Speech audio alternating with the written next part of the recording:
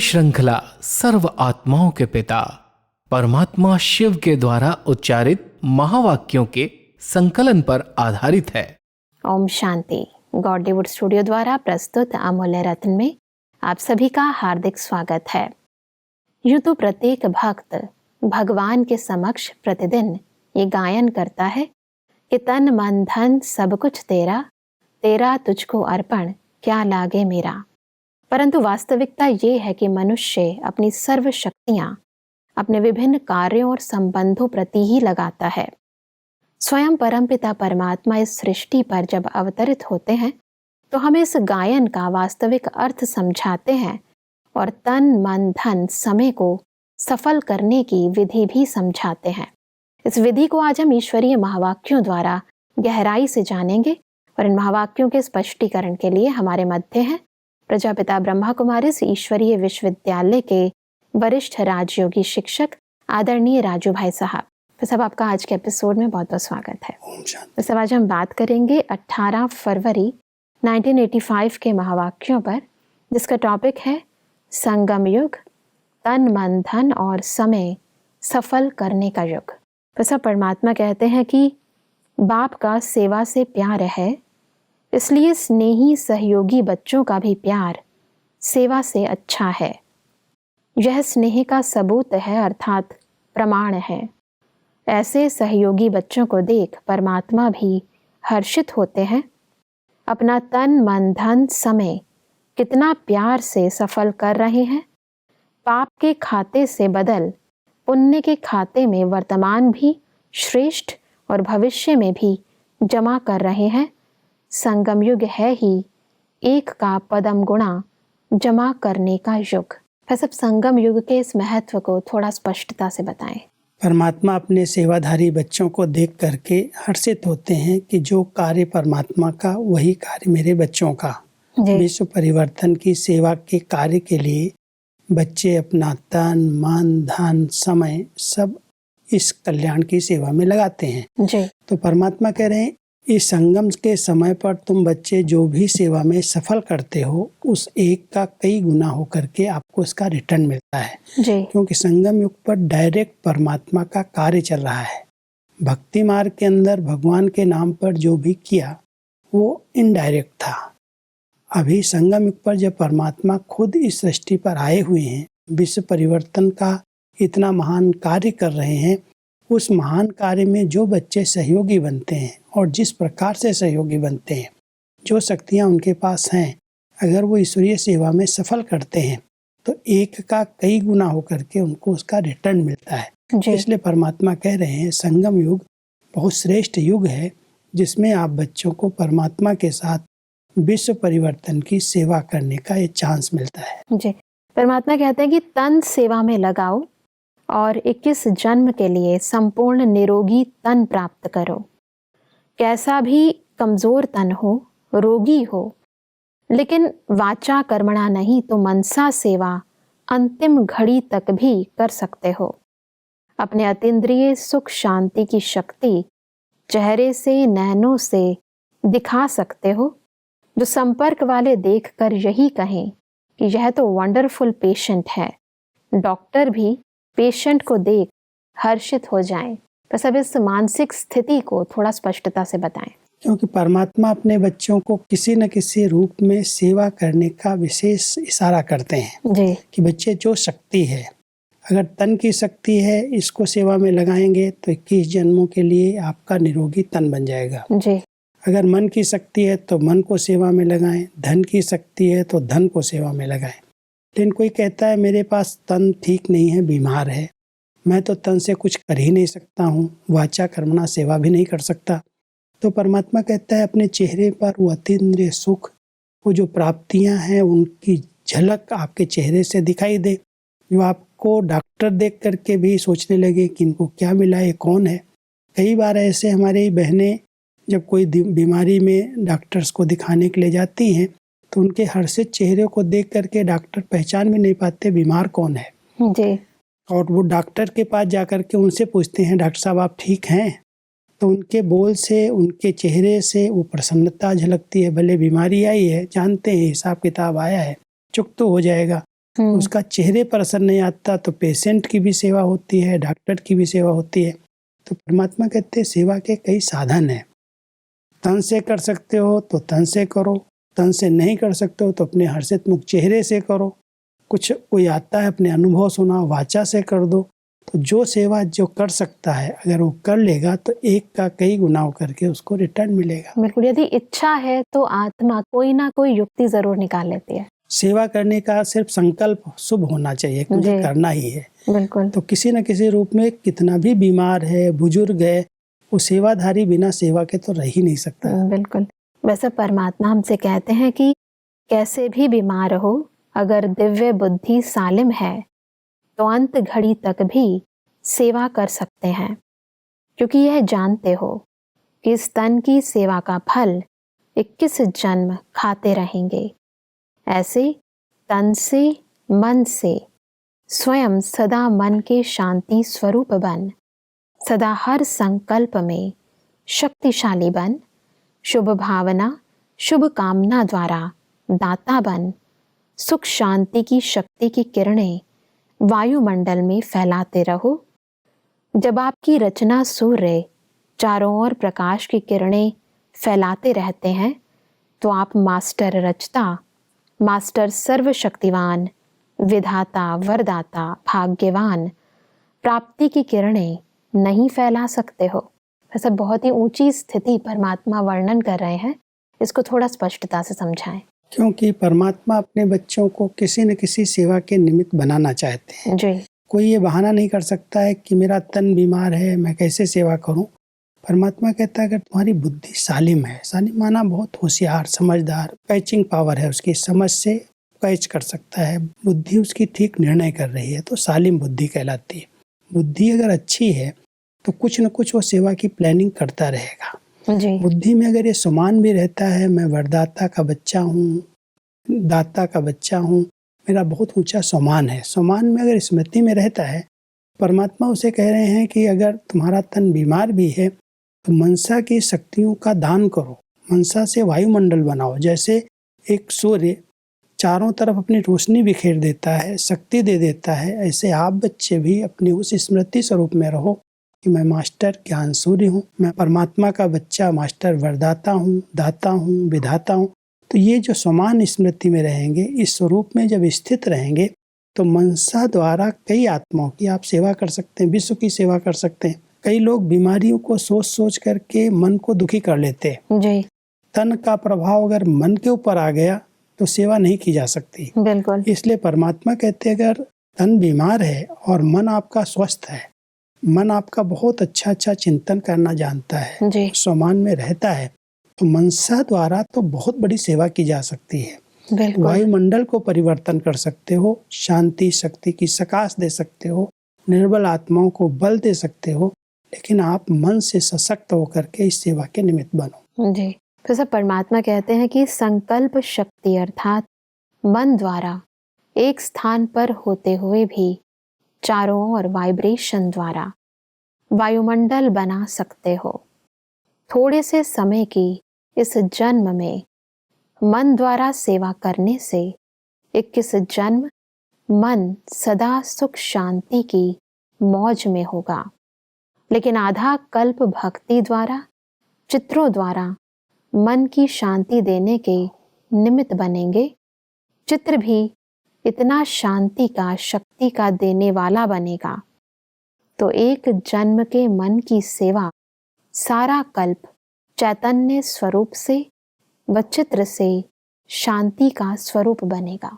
सब मन की शक्ति का प्रभाव पूरे कल्प पड़ता है, इसको थोड़ा स्पष्टता से बताएं। संगम युग पर जितना जिसका मन शक्तिशाली है, मनमना भाव होकर के जो रहता है, परमात्मा की याद में रहता है, जिसके संकल्प में शुद्धता है, श्रेष्ठता है, उसके संकल्पों की शक्ति, मन का प्रभाव, उसकी शांति की शक्ति का प्रभाव, परमात्मा कहता वर्तमान समय भी अन्य आत्माओं की सेवा करता है, वायुमंडल को शक्तिशाली बनाता है, और भविष्य में सतयुग त्रेता के अंदर ये मन बहुत मौज में रहता है, खुशियों में रहता है। जी।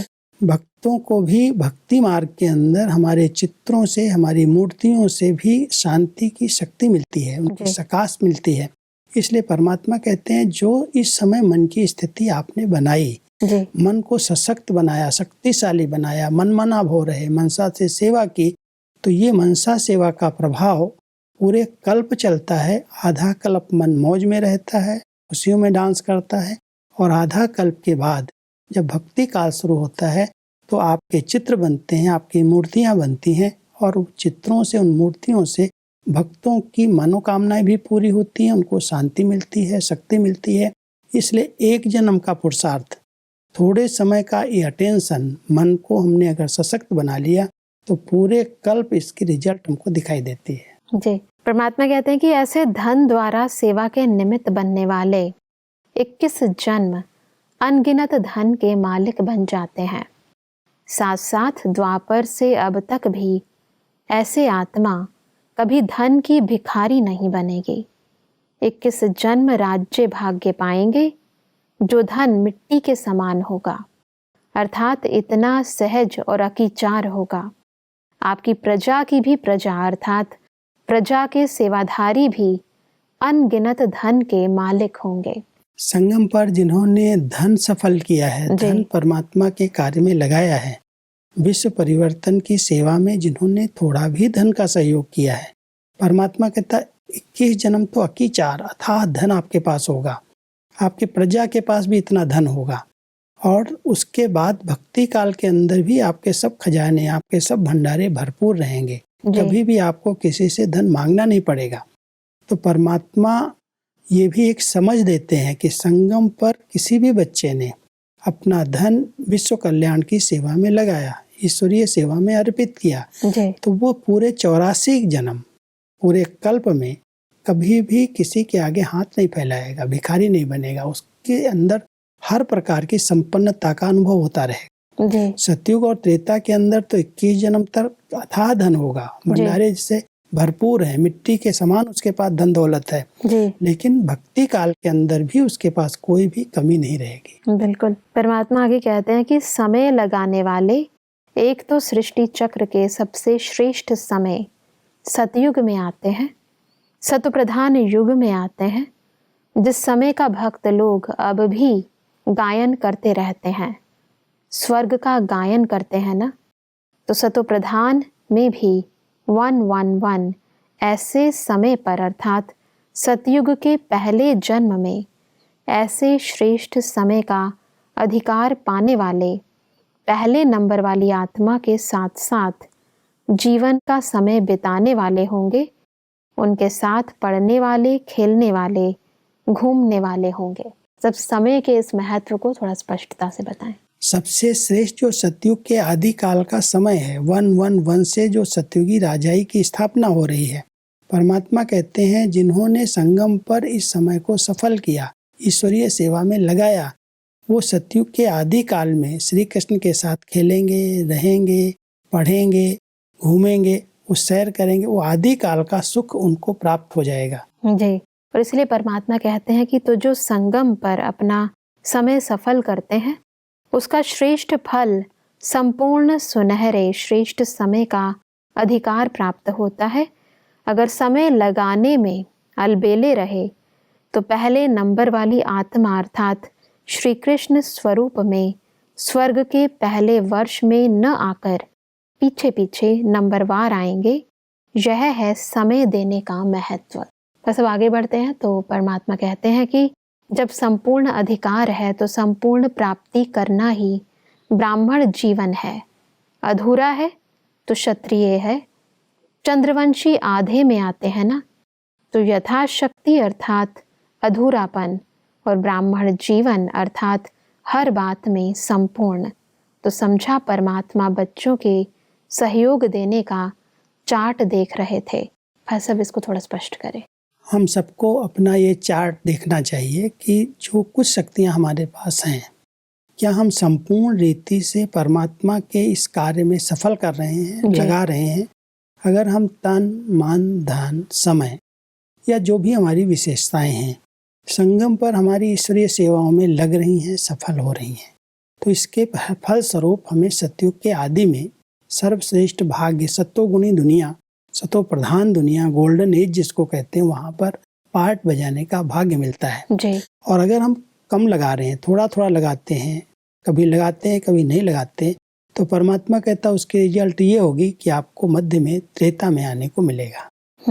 आपका पद भी कम हो जाएगा और वो सतयुगी सुखों से आप वंचित हो जाएंगे। जी। इसलिए परमात्मा अपने बच्चों को ये समझ देते हैं कि जो उसकी देन है, तो हमने भक्ति में तो कहा ये तन मन धन सब तेरा है। जी। जब तेरा कहा और उसने हमें कहा बच्चे तुम ट्रस्टी बन करके इसको संभालो और सेवा में लगाओ, तो जिसने इस विधि को समझ लिया, जिसने अपने तन मन धन समय संकल्प को बाबा के कार्य में लगा दिया, सेवा में सफल कर दिया और एक एक बात पर पूरा अटेंशन रखा, कहीं भी ये व्यर्थ न जाए, सफल कर रहे हैं, तो नए युग में जब सतयुग का प्रारंभ होगा, उस आदिकाल के सुख का, उन वैभवों का रस, उनका आनंद ले सकेंगे। इसलिए परमात्मा अपने बच्चों को इस समय कह रहे हैं आप सब विधि पूर्वक इसको सफल करो। बिल्कुल।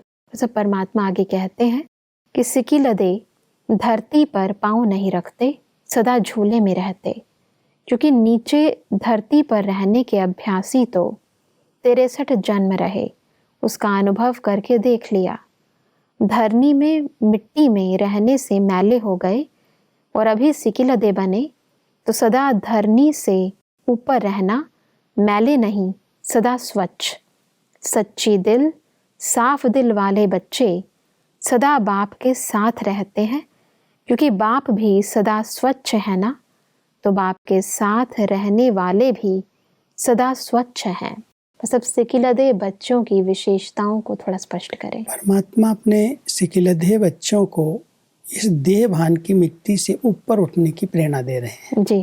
क्योंकि हम इतना समय 63 जन्म इस देह भान में रहे हैं, ये मिट्टी है, ये धरती है। जी। और धरती पर मिट्टी में रहते रहते, मिट्टी से खेलते खेलते मैले बनते गए, विकारों के अंदर फंस गए। जी। अब परमात्मा अपने बच्चों को कहते हैं परमात्मा याद की गोदी में या अतीन्द्रिय सुख के झूले में रहो, उसी में झूलते रहो, उनके साथ का अनुभव करो, सच्चे बनो, साफ बनो, स्वच्छ बनो, और उसकी विधि है अपने आत्मिक स्वरूप में स्थित रहो।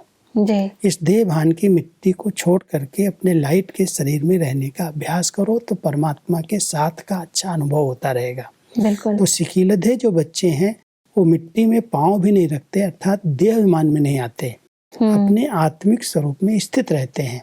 और जितना हम अपने आत्मिक स्वरूप में स्थित रहते हैं, तो परमात्मा प्यार का, स्नेह का झूला जी हमें इस मिट्टी से ऊपर उठा करके स्वच्छ बना देता है। बिल्कुल। तो परमात्मा अपने बच्चों को स्वच्छ बनने की, शुद्ध बनने की, साथ रहने की बहुत सुंदर विधि बता रहे हैं।